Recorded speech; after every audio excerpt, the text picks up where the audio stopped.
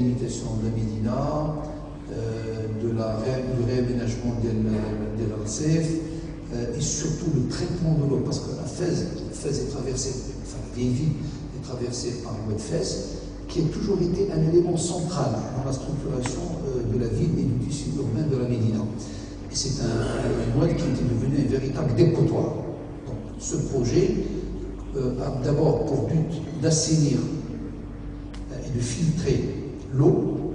D'ailleurs, le projet s'appelle symboliquement Oued Jawahir.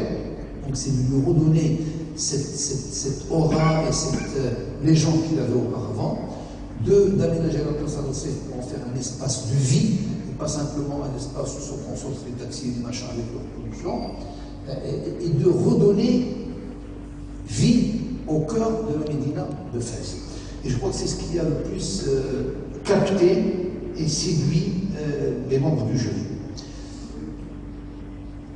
Alors ça c'est intéressant parce qu'il s'agit d'un refuge en Suisse, un refuge de montagne, qui est issu en fait d'un partenariat dirigé par l'école fédérale de Zurich et qui consiste en la réalisation d'un refuge à Monterosa, un abri qui est totalement autonome dans les Alpes, dans le cœur des Alpes, à côté du glacier du Monterosa dans les Alpes suisses. Alors dans ce très bel isolement, le bâtiment, tenez-vous bien, il fonctionne en totale autonomie dans des conditions climatiques extrêmes, démontrant ainsi que l'autosuffisance et la construction durable sont possibles même dans les environnements les plus agressifs et les plus extrêmes. Alors, ça c'est la médaille de bronze de la région Asie-Pacifique. Il s'agit de la construction en Inde d'un plateau de bureau qui utilise avantageusement l'énergie solaire, donc qui permet d'économiser l'énergie électrique, et donc l'énergie carbonée, l'électricité d'origine thermique, de manière à assurer son indépendance énergétique. Donc si vous voulez, ici, c'est un peu l'aspect énergie qui a prédominé dans la sélection. Nous revenons ici en Europe, la médaille de bronze, c'est ce qu'on appelle les parasols de Séville. Il s'agit de... Là, ça me rappelle un peu la revitalisation de la place Al-Sef, telle qu'on vient de le faire un instant. C'est une place historique dans la ville de Séville, grâce à la conception d'un espace public intégré qui répond à des exigences à la fois culturelles et commerciales.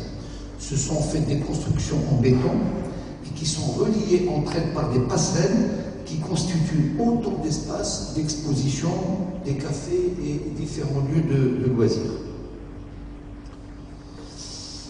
Alors, on revient en Amérique latine pour la catégorie Next Generation.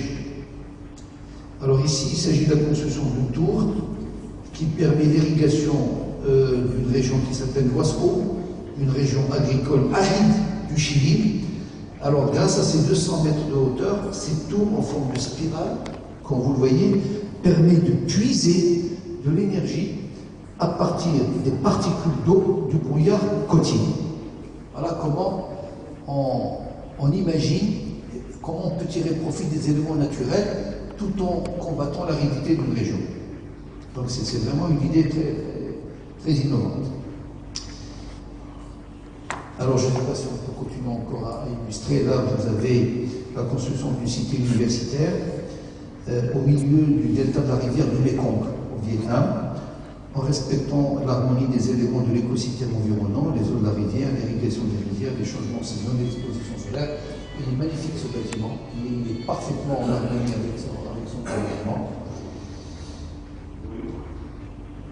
Alors, maintenant le processus de sélection du jury. Alors imaginons que la région de Oujda aura soumis 30-40 projets, et comment se fait la sélection? Il y a d'abord une première sélection, un premier examen, une première évaluation par les universités partenaires. Vous vous souvenez, les 7 universités qu'on a vues tout à l'heure. Donc, si vous voulez, c'est une évaluation un peu théorique. Il y a un premier filtre. Ensuite, au niveau de chaque région, il y en a 5. 5 régions, il y a 5 jurys régionaux. Je vous donnerai dans un instant la composition du jury de la région Médina. Ce sont des jurys indépendants et multidisciplinaires. Les 3 finalistes, donc les 3 projets d'aide de chaque région, comme je l'ai dit tout à l'heure, concourent à l'échelle mondiale. Et puis, 2012, donc une sélection finale par un jury indépendant. Et le conseil d'administration de la Fondation se donne la possibilité d'attribuer un prix spécial, ce qu'on appelle un prix de l'innovation.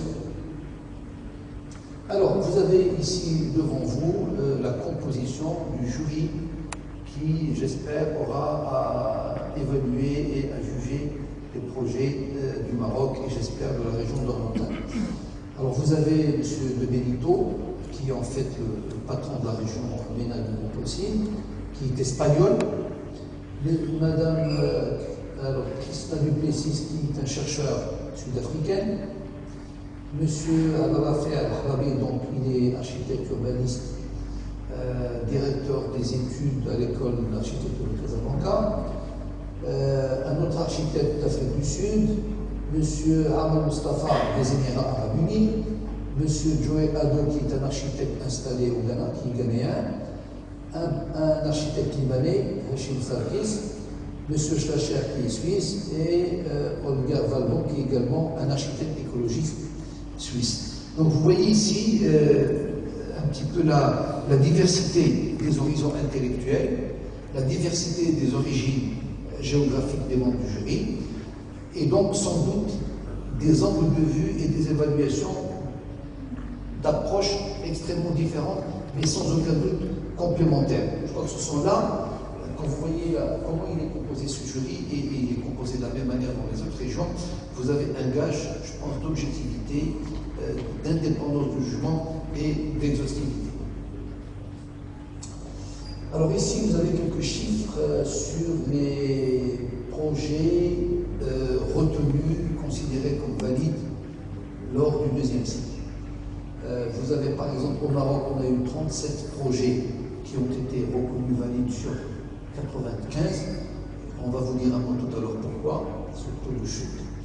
Ensuite, l'île Maurice 2, la Réunion 3, ZAR, c'est quoi? C'est pas le Zaïre. ZAR. République Générale. ZAR. Autres pays et autres prix, autres projets 41. Et puis le Liban 4. Donc vous voyez, ce qu'il faut retenir ici, c'est quand même le nombre impressionnant de projets marocains. On a eu pas loin de 15 projets. Mais malheureusement, 37 seulement ont été retenus. On a essayé de savoir pourquoi, s'interroger sur les raisons de cette chute. Alors, on s'est dit, peut-être que le mode de soumission des projets n'est peut-être pas facile pour tout le monde, parce que les projets sont faits par Internet, directement. Vous ouvrez votre dossier, vous pouvez commencer à le remplir, vous arrêtez le lendemain, vous reprenez, ainsi de suite. Tout le monde n'est pas familier avec le web et avec Internet. La deuxième raison, on l'a posée également, il faut soumettre les projets en langue anglaise, en anglais. Ça peut également être, quelque part, pour certains, pas pour tous bien sûr, un frein, une manière de décourager un petit peu les gens. Alors peut-être qu'il y avait une troisième raison, c'est que les gens n'ont peut-être pas bien respecté le cahier des charges du concours, et c'est bien dommage parce qu'on a eu beaucoup plus de projets soumis à partir du Maroc que les projets soumis à partir de la France. Et on a imaginé sur ces 97, bon, de toute façon, le prix mondial était remporté par un projet marocain. C'est quand même dommage, on a essayé de leur dire qu'il faut essayer d'ouvrir les concours en langue française, ça n'a pas été possible parce que les gens sont anglophones, travaillent une seule langue. C'est quand même dommage parce que quand on voit le taux de chute, c'est quand même assez impressionnant. Oui. Voilà. Je vous remercie de votre attention. J'espère que je ne vous ai pas trop ennuyé. Nous sommes à votre disposition pour répondre à vos questions.